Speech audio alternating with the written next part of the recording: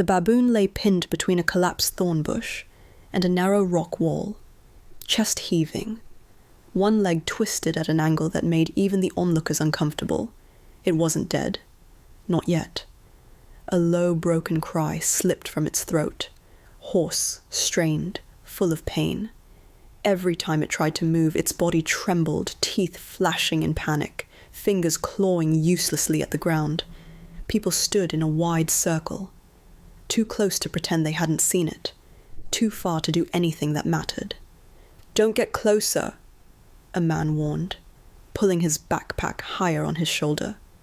"Baboons turn vicious when they're injured." Another voice followed, colder. "It's bleeding badly. Nature will handle it." A woman covered her mouth. "Someone should help it." No one moved. The baboon lifted its head weakly, eyes darting around the circle of human legs surrounding it. Fear radiated from the animal in waves. It was cornered, trapped, surrounded by noise and indecision.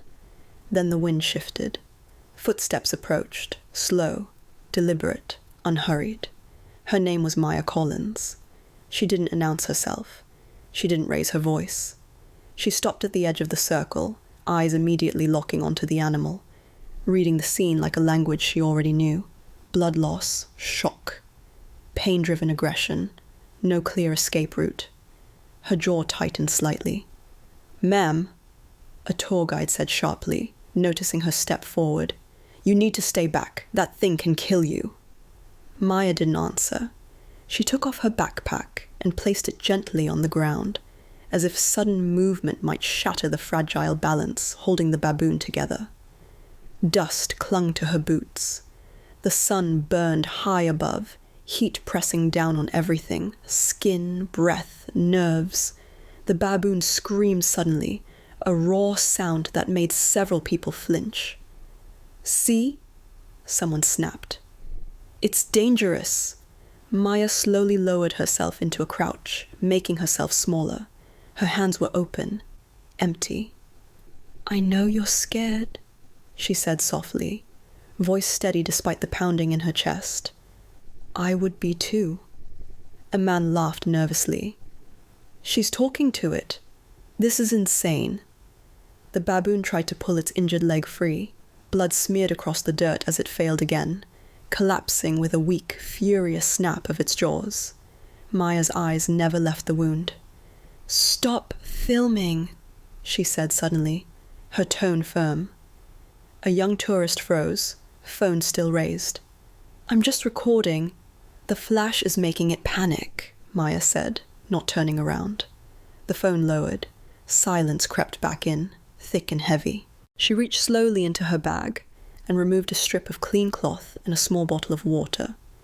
Nothing dramatic, nothing loud, just tools meant for care, not control. Someone muttered, "She doesn't even have protection." Maya edged closer, inch by inch, reading every twitch of the baboon's muscles.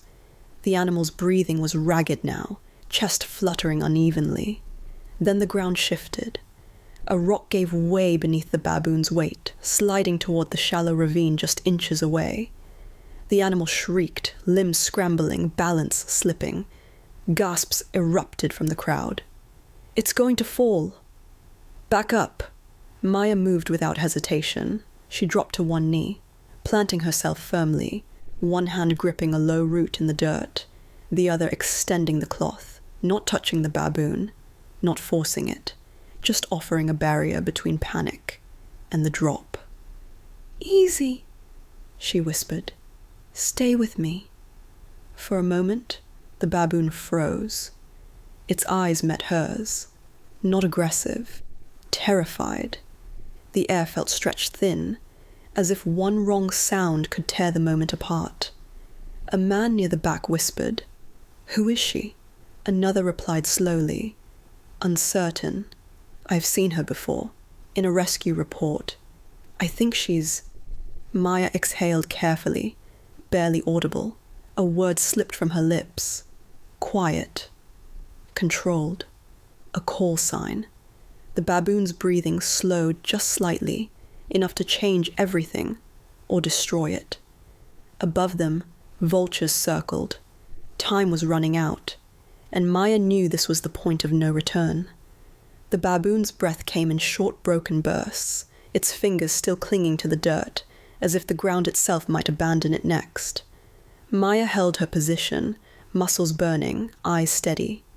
Around them, no one spoke. Even the wind seemed to soften, as though the land itself understood how fragile the moment had become. Then the sound came. An engine. Low at first, distant, then closer. A wildlife response vehicle crested the ridge, tires grinding against stone. Relief rippled through the crowd, but Maya didn't move. She didn't look back. Not yet. Dr. Hannah Reeve jumped down first, followed by Chief Ranger Daniel Holt, both stopping short when they saw who was kneeling at the ravine's edge. Holt's voice dropped. "Stand down. She's got it." People exchanged confused looks. Dr. Reeve whispered, almost to herself, "Of course it's her." Maya finally spoke louder, calm but commanding. "Sedative ready. Low dose, the legs fractured, not shattered." Dr. Reeve nodded instantly, trusting her without question. That was when the crowd realized something had shifted. The mocking had stopped. The doubt had evaporated. "She's not just some volunteer," someone murmured. Maya adjusted her stance, speaking softly to the baboon again. "You did good. Just a little longer." The dart landed cleanly. The baboon resisted at first, fear flaring one last time. Then slowly, mercifully, its body relaxed. Maya moved with precision now, wrapping the cloth around the bleeding limb, stabilizing it with practiced care. Ranger Holt stepped forward. "For those of you wondering," he said to the stunned onlookers, "this is Maya Collins, former wildlife emergency responder, call sign Echo 1.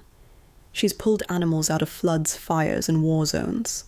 Maya didn't react. Titles didn't matter to her. What mattered was the life breathing beneath her hands.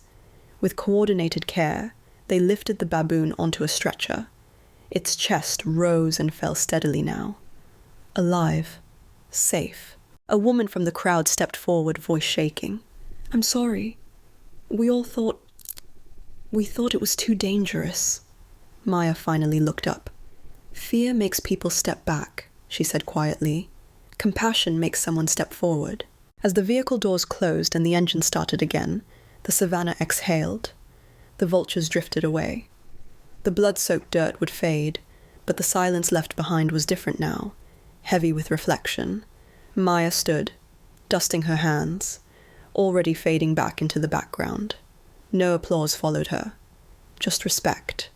And somewhere inside the transport vehicle, a wounded baboon slept. Because one woman refused to walk away. Because courage doesn't shout. It kneels in the dirt and stays. And in a world that too often looks away, that choice can mean everything.